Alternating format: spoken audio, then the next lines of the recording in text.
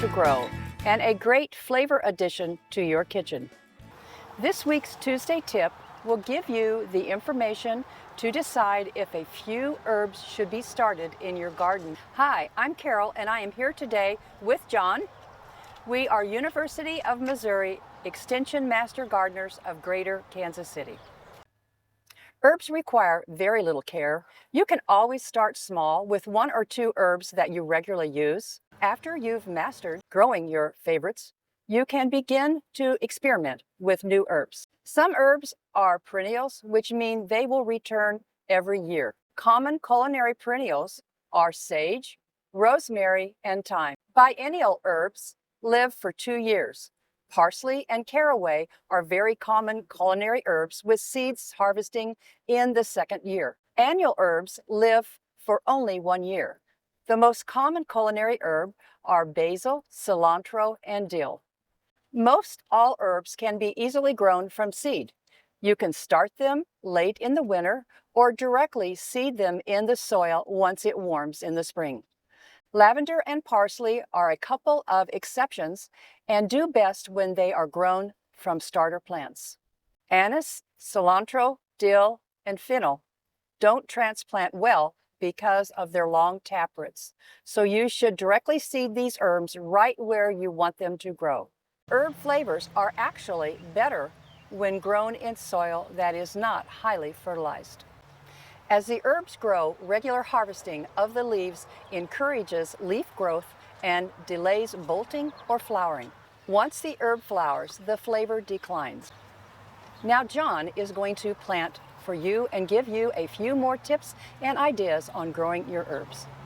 The pots we're using today are 20 inches. You probably don't want to go smaller than 12 inches. The pots are already filled with a composted garden soil mix. When you fill your pot, don't use soil from the ground. It's compacted and it won't drain well.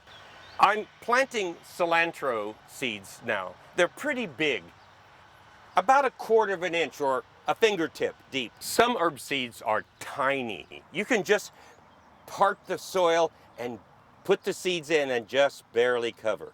Let's talk about basil. It's my favorite in salads and pastas, and of course, pesto.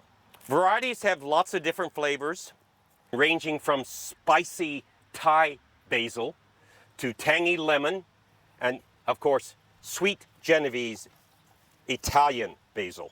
Oregano, perfect for pizzas and pollinators. You know, the bees and the butterflies. You want to be sure when you put it in the ground to loosen the roots at the bottom to encourage them to grow. And the main thing with oregano and many of these herbs is to keep harvesting them daily. Go out and snip off a few leaves to keep them and encourage them to grow more. Besides that, fresh leaves taste better. The alternative is to let the herbs flower. That will encourage the bees and the other pollinators to come enjoy the flowers. And then besides, it looks great in your ornamental pots. Thyme. It pairs well with almost any food, from chicken to fish to soups and salads. Who doesn't love a curly parsley garnish? Great looking in an ornamental container and a host plant for the black swallowtail butterfly. Mint and lemon balm are very, very aggressive. If you want to grow mint for your afternoon fresh tea, do yourself a favor and put it in a container. Don't plant them outside in the soil unless you want them to spread throughout your garden. It is really that easy. Herbs will thrive as long as you have sun and well-drained soil. Thank you for watching. See you in the garden.